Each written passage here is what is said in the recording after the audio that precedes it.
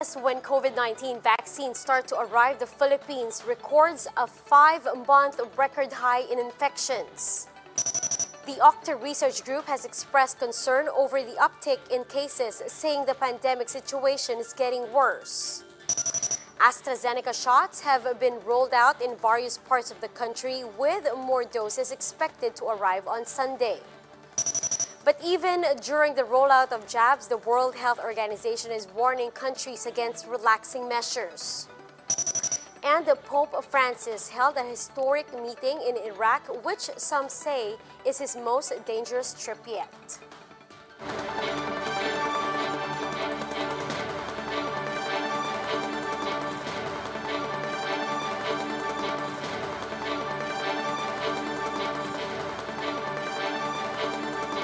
Fast, focused, and fearless. Here's a roundup of stories we're watching now. I'm Riza Diaz.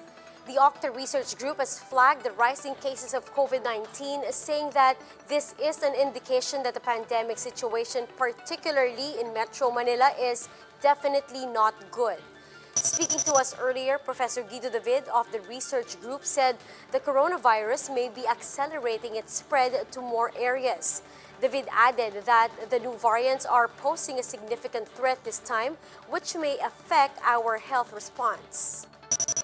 We're not sure yet how that will change hospital care response to the variant, especially since we may not be that familiar with the variant yet. To arrest the spread of the virus, local officials are implementing localized lockdowns. But David said these do not seem to be working as much as they had hoped, especially with new variants possibly leaking to nearby cities. While the country is making gains on the rollout of vaccines, David stressed that we may have to wait a bit more until we see a significant effect. The effect on the numbers will not be significant at this time, even when we vaccinate a few million people, because what we see in other countries is that they've vaccinated maybe at least 25% of their population before they see a significant decrease in the number of new cases. Over 3,400 new COVID-19 cases were recorded today, marking the second consecutive day this year with above 3,000 infections. Today's figure is also the highest since October 12 last year. That brings the country's total caseload to more than 591,000, around 43,000 of which are still active. Over 95% are mild and asymptomatic cases. The virus claimed the lives of 42 more patients in the past 24 hours, bringing the death toll to more than 12,400. Total recoveries are now at 535,000, with over 160 new survivors in the past 24 hours. Now, some cities in Metro Manila have begun to roll out the AstraZeneca COVID-19 vaccine. Around 50 healthcare workers at the Hospital ng Parañaque District 2 received the jab today. More than 400 healthcare workers at the Cardinal Santos Medical Center in San Juan City have also been inoculated with the shots. The DOH meanwhile confirmed the arrival of 38,000 additional AstraZeneca doses tomorrow. These are part of the COVAX facility's pledge to initially deliver 525,600 doses to the country. Now, should we wait until a more efficacious shot is available or go ahead and get vaccinated now? The World Health Organization answers this question and more in this video. As new variants emerge, and as we learn more about how much protection the current batch of vaccines provide against them, people are wondering if they should wait till a more efficacious vaccine is available, or should they go ahead and get vaccinated now?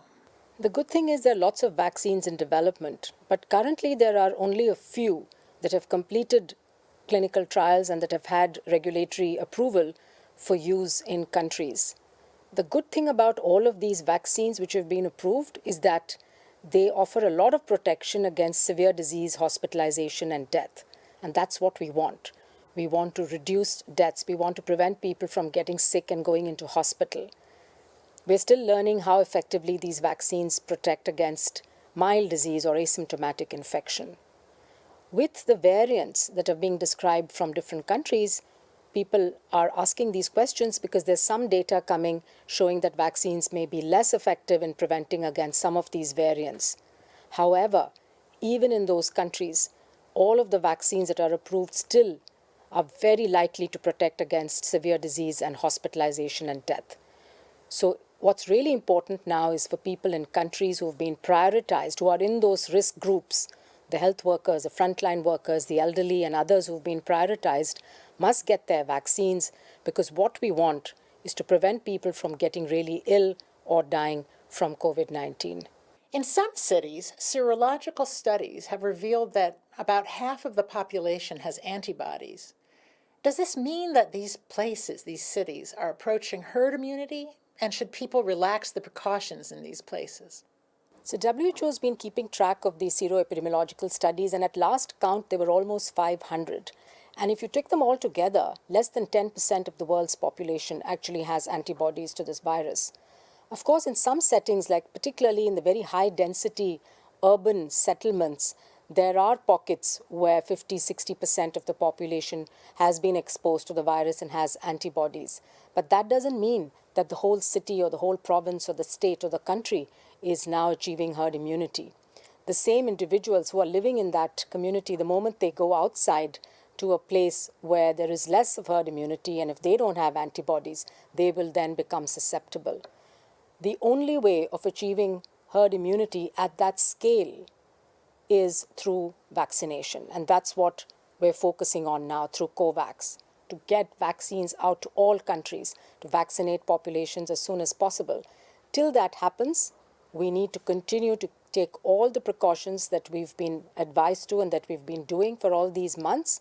And this is along with the government taking all the actions that they have been taking in order to keep transmission down as low as possible. The World Health Organization is warning countries against relaxing pandemic measures even during vaccine rollouts. In a news conference yesterday, the organization cited the possibility that the epidemic in Brazil might spread to other countries. Dr. Mike Ryan, a WHO expert, warns countries may weave between back-to-back surges if we drop our guards. The arrival of vaccine is a moment of great hope, but it potentially also is a moment where we lose concentration. You don't need a whole lot of people to start thinking like that we give the virus opportunities to spread. And countries are going to lurch back into third and fourth surges if we're not careful. Meanwhile, WHO Director General Tedros Ghebreyesus compared the pandemic to the Second World War, saying the COVID pandemic is much worse and may affect the world for many years to come. This COVID pandemics with bigger magnitude, more lives have been affected. Almost the whole world is affected. And that means mass trauma, which is beyond proportion, even bigger than what the world experienced after the Second World War. And when there is mass trauma, it affects communities for many years to come. In other news, Pope Francis held a historic meeting today with Iraq's top Shiite cleric, Grand Ayatollah Ali al-Sistani, for interreligious coexistence in the country. The pontiff underscored the need for various religious communities to foster friendship and cultivate mutual respect. This is the first time a pope has met with a senior Shiite cleric. Prior to this, Pope Francis also visited predominantly Muslim countries like Turkey, Bangladesh, UAE, and Palestine to call for interreligious dialogues. Meanwhile, here are other stories from around the world. Hundreds of demonstrators in Dawei, Myanmar, marching against the country's military coup were met with tear gas explosions. Authorities tried to disperse the protesters as their clamor became more intense. At least 55 people have so far been killed since the political turmoil broke out in February. Now, over in Somalia, a suicide attack in a restaurant left 20 people dead and 30 wounded. The explosion was traced from a rickshaw filled with bombs. A state-controlled radio station reported destruction within its vicinity. And NASA's rover Perseverance has taken its first short drive on the surface of Mars. The six-wheeled probe put a total of 6.5 meters on its odometer during a half-hour test spin within just a Giro crater. Now, for more updates, visit News 5, the Philippine Star, and Business World Online. Visit our website, onenews.ph, for more in-depth analysis. You can also catch One News on Signal Play app. Register for a free account now at www.signalplay.com and stream One News live anytime, anywhere. I'm Riza Diaz. We are One News.